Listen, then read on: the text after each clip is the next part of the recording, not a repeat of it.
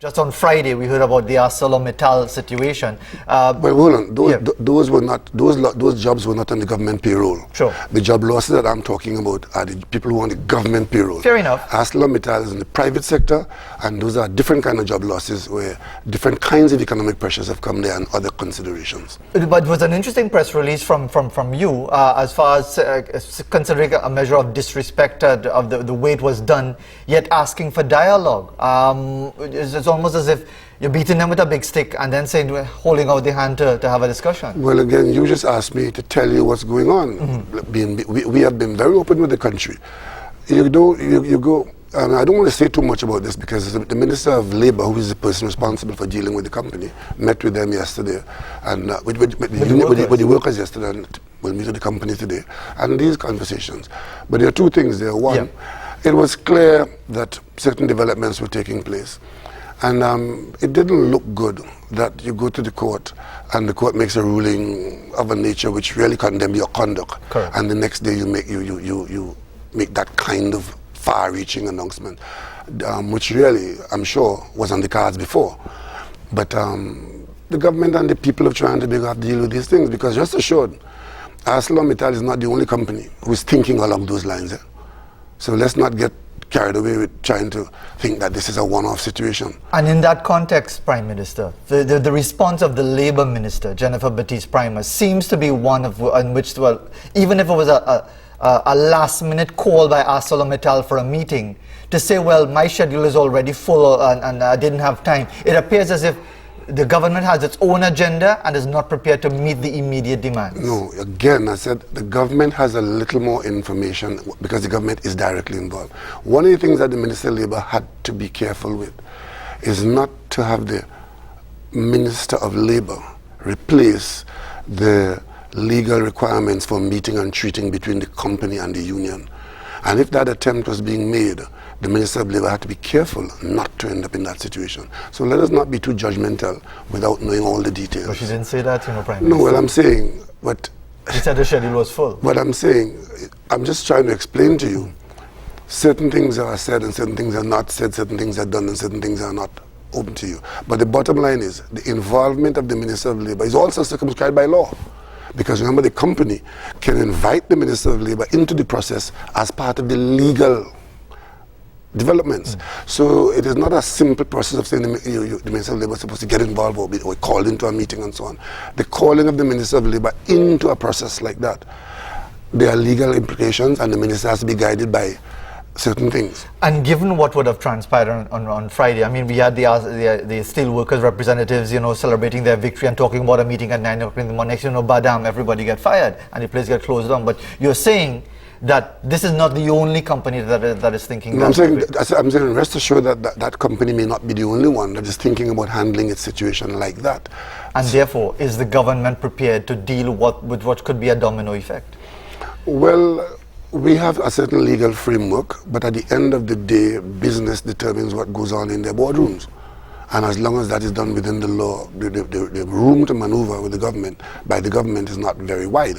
However, we believe that if there's proper dialogue and there are difficulties, then maybe we can talk some of those things through. For example, when the company did its first closure, which wasn't a shutdown and it wasn't a retrenchment, it was a temporary closure and certain reasons were given, which were external pressures.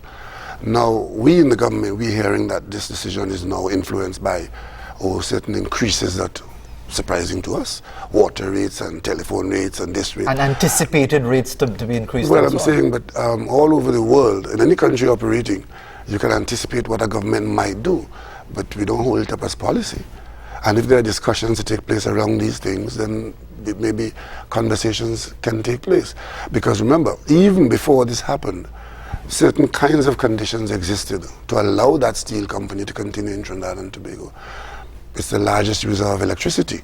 The rates of electricity were also, there were certain considerations there, and there were certain discussions to take place around that. And in fact, they were going on. So there's a whole complex issue. Sure, and I mean, I don't think we could expect that every single detail in confidential discussions are going to be made available to the wider public. But you talked about, it's not business as usual. And the public maybe the media specifically might be asking the question. It appears to be business as usual, the form and the structure of governance and doing things in a certain way. Are you doing anything fundamentally different as far as governance? Well, the first thing we're doing is ensuring that we take responsibility within the context of our circumstances. The first thing that happened in this country after the election is that the government operated at 10 ministers short. The last government had 33 ministers, we have 23. That might not be 10 ministers short. They might have 10 ministers too much. Well, probably no. But if you look at how the workload is shared out, you wouldn't come to that conclusion. Then we started to treat with the whole question of what can this country afford to do with the resources available to us. So we have cut out the willy-nilly award of contracts. We've taken steps to reduce corruption as a way of cabinet governance in Trinidad and Tobago. We have cut out abuse of public resources. We have reduced public travel, even though we do have to travel to conduct business. That has been reduced considerably. We have reduced the level of certain things. And we have focused on ensuring that what we have is made available in the best way. And also, we have serious debt issues and borrowing issues. You've seen us come to the parliament to lift the ceiling so that the government can continue to borrow to fund. Because right now, we are, to put it simply, somebody put it on the other, and I can put it very simply without wanting to panic anybody. Given what has happened to us as a country, we are currently living well above our means. And to do that means we have to borrow to pay our bills and to maintain what we have. This is what this government has been grappling with, to roll that back to a manageable situation while not worsening the situation as it exists. Aren't you compounding the problem by borrowing to spend?